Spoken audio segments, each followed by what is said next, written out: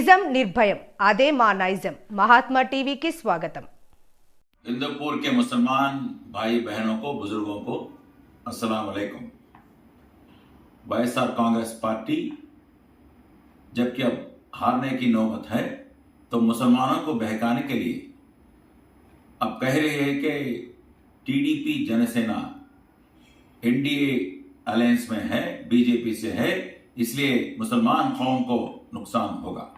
अगर आप देखें तो वाईएसआर कांग्रेस पार्टी 2019-24 में सब 5 साल बीजेपी का साथ दिया और सब कानून, सीएए जैसे कानून जो पाकिस्तान और बांग्लादेश से आए हुए मुसलमानों के खिलाफ है, उसको अब भी साथ दिया और दूसरे कानूनों का भी बीजेपी का साथ दिया।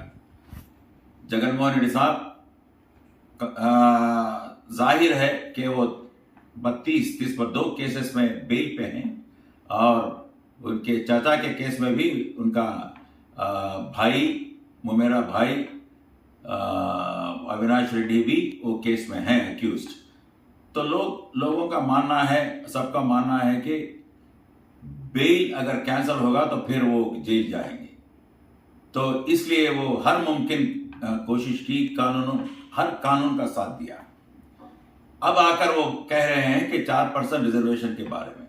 4% रिजर्वेशन 2014 में भी चंद्रबाबू नायडू साहब जब स्टेट जुदा हुआ, अलग हुआ तेलंगाना और आंध्र प्रदेश में, तो 4% रिजर्वेशन को बरकरार रखने के लिए मैं जब कमिश्नर था एक टीम भेजकर वहां अच्छे लॉयर्स को बात करके 4% रिजर्वेशन को सुप्रीम कोर्ट में अब स्टे में है। तो 5 साल जगनमोहन रेड्डी साहब इस स्टे को विकेट करवाकर परमानेंट तौर से मुसलमानों को 4% रिजर्वेशन दिलाने की कोशिश नहीं की, उसके बारे में सोचा तक भी नहीं उन्होंने। और जो सीएए कानून पाकिस्तान और बांग्लादेश से आए हुए मुसलमानों के खिलाफ है, हमको उससे कोई डरने की बात नहीं। उनको भी धोखा दिया इन्होंने, सीएए को सपोर्ट करके राज्यसभा में बीजेपी को। अब आके कह रहे हैं और झूठा प्यार जता रहे हैं मुसलमानों पे। NRC, national register of citizenship, जिससे मुसलमानों को डर था कि सर्टिफिकेट बताना है, आप इस देश के सिटीजन हैं बोलकर, वो बीजेपी ने इस बार अपने मैनिफेस्टो में नहीं रखा है।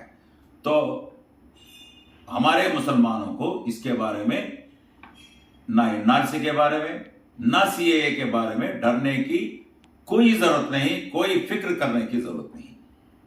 4% रिजर्वेशन अब कोर्ट के स्टे में है। चंद्रबाबू साहब साफ लफ्जों में कह चुके हैं कि 4% रिजर्वेशन कोर्ट में लड़ेंगे और वरना फिर और एक कानून लाकर इस 4% रिजर्वेशन को हम बरकरार रखेंगे किसी हालत पर।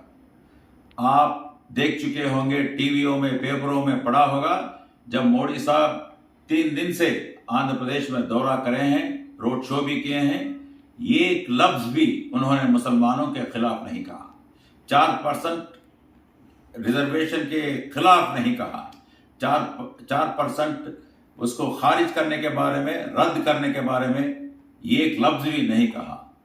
वो बीजेपी वाले खुद कह चुके हैं, भाई यहां टीडीपी जनसेना का मैनिफेस्टो चलेगा, ये हमारे पार्टनर होंगे, इनकी हम हर मुमकिन इनको हम साथ देंगे।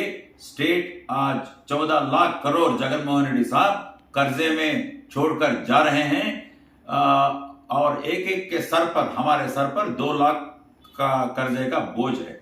तो इस सूरत हाल में चंद्रबाबू नायडू साहब जैसा जब 2014 में हमारा रिजर्वेशन बरकरार किए रखा और दुल्हन स्कीम दिए, अब बच्चों को हमारे फॉरेन में पढ़वाए, ये नाकाम रहे। अब 10 क्लास का ये दुल्हन का ये एक कंडीशन लगवाए हैं, हम फॉरेन में पढ़ाने के लिए भी किसी को नहीं पढ़ाया इन्होंने।